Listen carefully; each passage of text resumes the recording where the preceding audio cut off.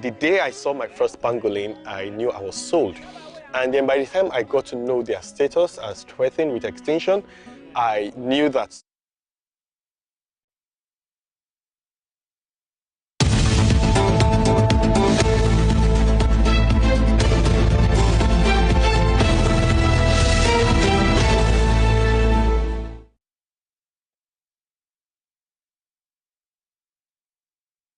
Right, thank you for staying with us. The first leg of the conversation this morning has to do, with accountability, probity, and transparency, especially on the part of those in charge of administration at any level. In this case, we're talking about the Osun State government, where there has been controversy about the staff audit process, that started a few years ago, like 2-3 years ago, that was done. A particular audit firm, Sally Tibbot's, audit firm was, contacted at the time to look into things that has to do with the staff strength and, getting the right personnel role as far as the state is concerned. And that was,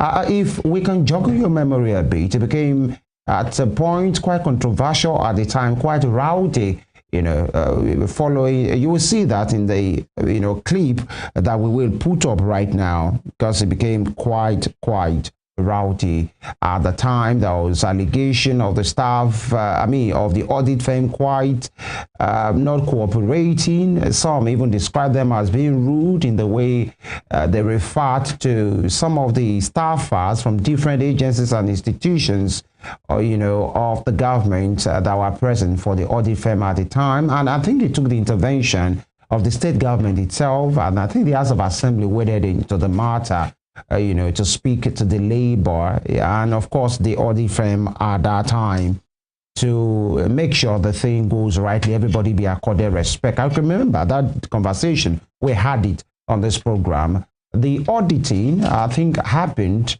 at Black Culture, hall at that time. And fast forward 2 or 3 years later, we are learning that audit firm has a position on this matter, and we'll be looking into that because there is an allegation of ghost workers being paid by the Osun State government. What is looking like a complicity on the part of the state government following the forensic audit of its payroll system. And that company, as I said earlier, Sally Tibbot Consulting Limited, has alleged an annual payroll fraud amounting to 13.7 billion naira. And the company, according to a report from these days, said the company cried out after the government sanctioned audit. The state has turned around to discredit the report, a move that has now pitched Sally Tibbot and the government against each other. Now, Sally Tibbot made a statement signed by Chief Executive Officer Ms. Saadat Bakri Notu and said that the reputation of the firm as an audit firm is now being called to question as the state government is now claiming to have done another audit after the Sally Tibbot reporting has been submitted. The firm made the allegation, a few days ago at the NUJ Press Center in Lagos, where it also called on the FCC and the ICPC to investigate the matter. And the firm said the contract signed in May 2023 mandated the firm to carry out physical and biometric verification of workers and pensioners, audit existing payroll records, and develop an automated payroll administration system for the state. And they said they presented their findings, and the company claimed that while the state payroll for January 2023, I need you to pay attention, everyone, that the payroll for January 2023 stood at 4.48 billion naira monthly for 37,456 staff and 17,918 pensioners. Its audit reduced the genuine payroll figure to about 3.34 billion naira for 29,004 staff and the same number of pensioners. And it has alleged that 88,000 I take that again. It has alleged that 8,452 ghost workers were discovered on the payroll, leading to purported monthly savings of 1.14 billion naira and annual savings of 13.7 billion naira for the Osun State government. And the further alleged that as a consulting firm, that out of the total number of 8,448 workers declared by Salitibo as unseen workers, the Osun State government was able to confirm 8,015 as active workers, while 433 workers were found to be unreachable. You know, we get into the cross of the matter, and in the course of this conversation, we now speak with the man in charge of information and public enlightenment in Osun State, Oluomo Kolapo Alimi. He joins us virtually.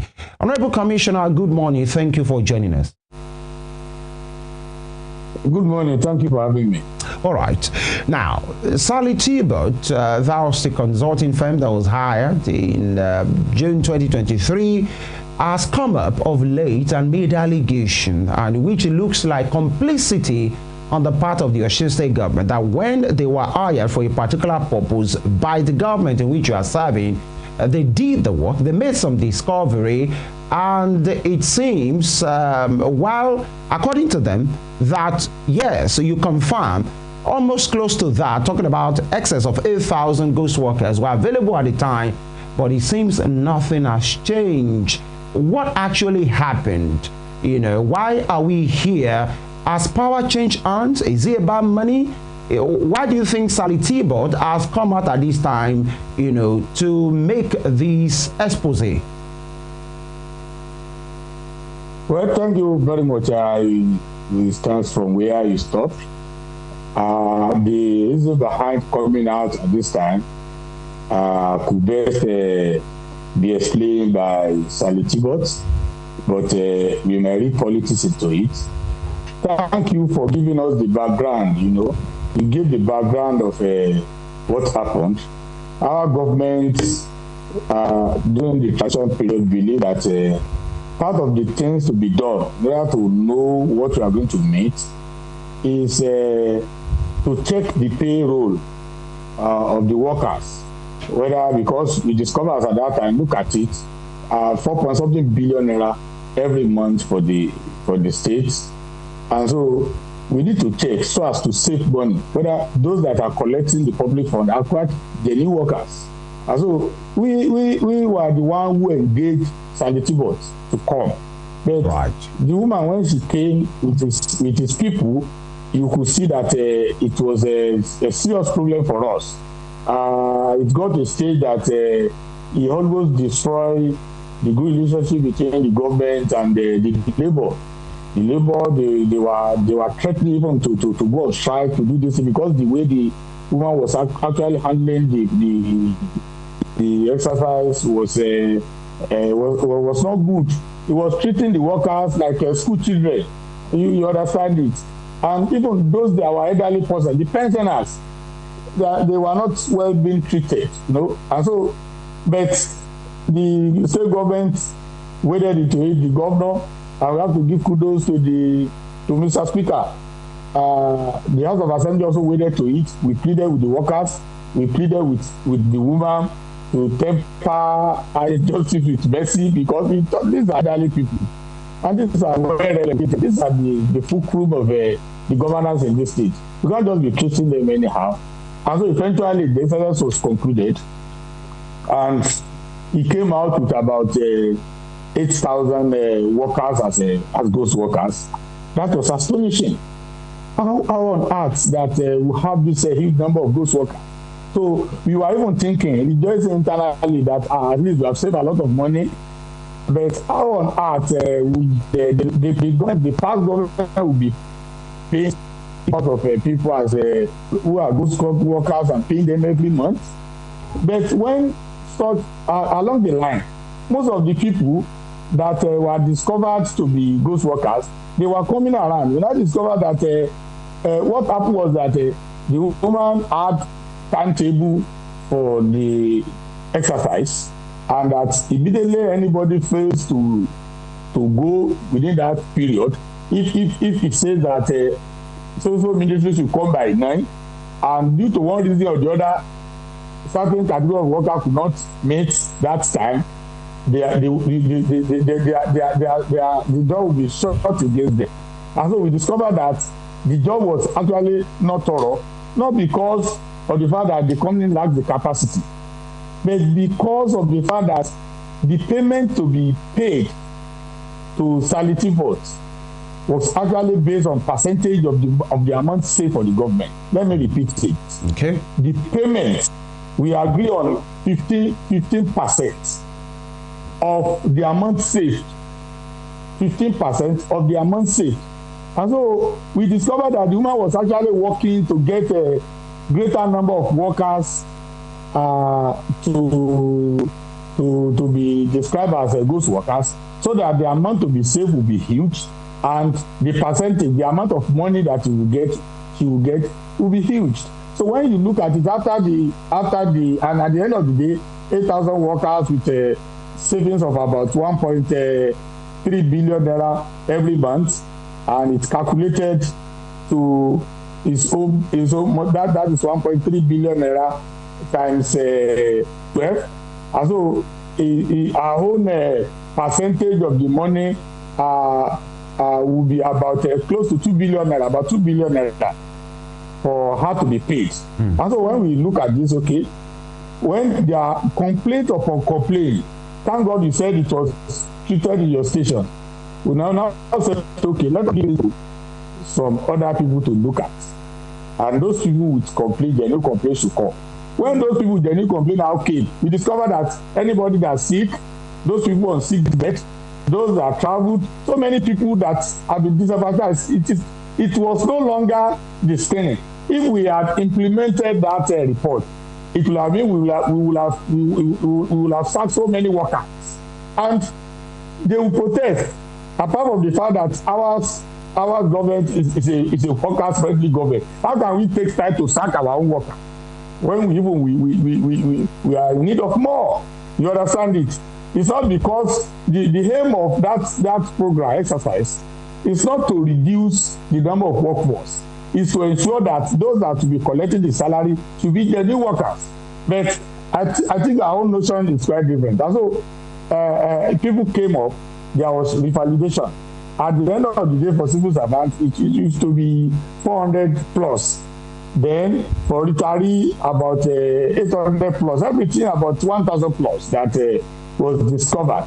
And so we calculated the amount saved to be about 20-something, about 27 million thereabouts per month, and then calculated it up to for a year. And then we came to the conclusion that she's only entitled to about 40-something million. So she said though she will collect 1.something billion naira. We said though we can't collect 1.something billion naira because we base our agreement on the amount you are able to save. And so his lawyer wrote to us, and our lawyer wrote to him, to her, to the yes, pardon me, yes. Yes, I'd like to ask you, I mean, we've heard, we know the background to this from the reports we got, but I'd like to ask you these two questions. People would ask, was this the recruitment of this particular audit firm, how was it done? Was there a proper notice, I mean, as to the state government needing an audit, and how was it done? Was the due process followed, or this particular audit firm was handpicked? That's the first question. Number two, why did the state government agree to that type of payment plan? You talked about the fact that a particular percentage of the total money saved was going to go to the audit firm. So why, you know what the constraints could be, you know what the consequences of that could be. Why that payment plan? Arrangement, yeah.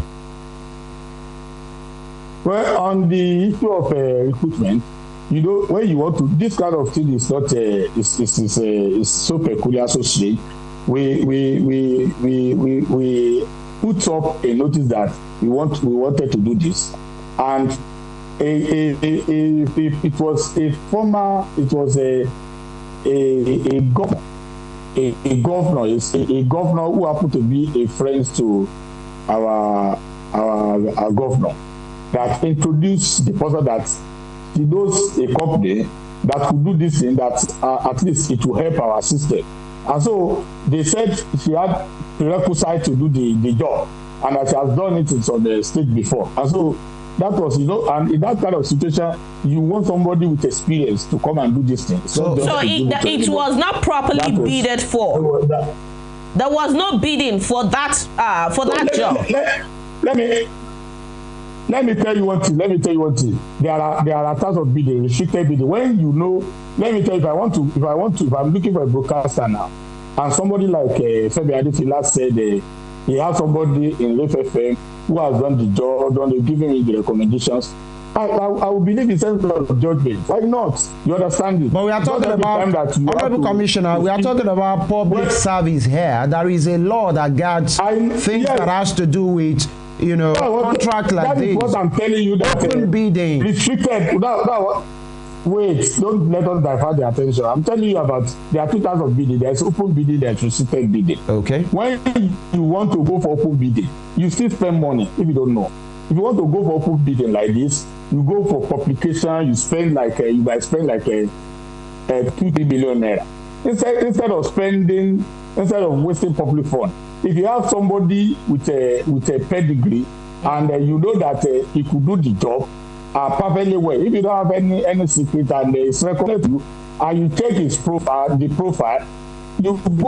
If you say you want to be going for open bidding for everything, when you had the amount at the end of the day, you discover that comes in 2 or 3 newspapers.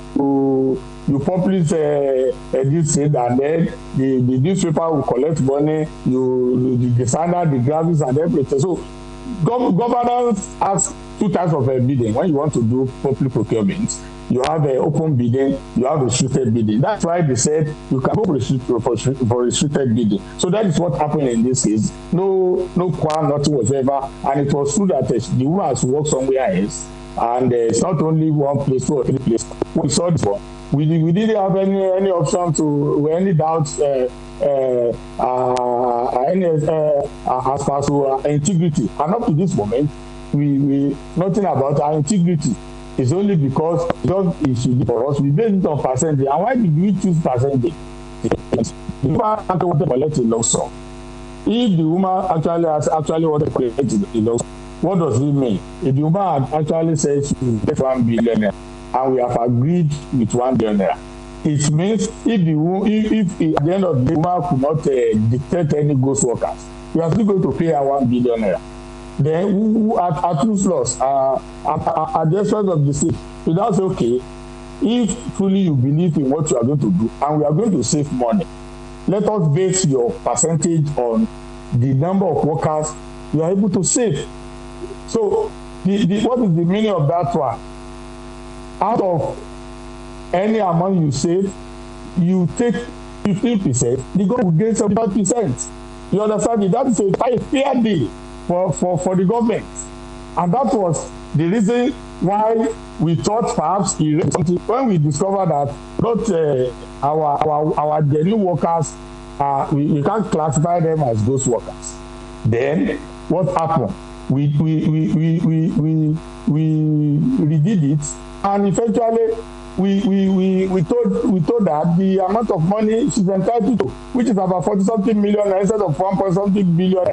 So what we are doing is in the best interest of the state. So it's not about, and we told her, let me just explain to you, we told her that if she's in doubt, she should bring our team and our own team. All the people you declare as ghost workers, let us check them. For example, the Vice Chancellor of Union was actually declared as a ghost worker.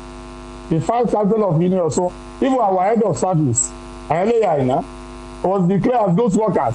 The Accountant General, so many people, real people, so many pensioners that were on sick bed, they were declared as ghost workers.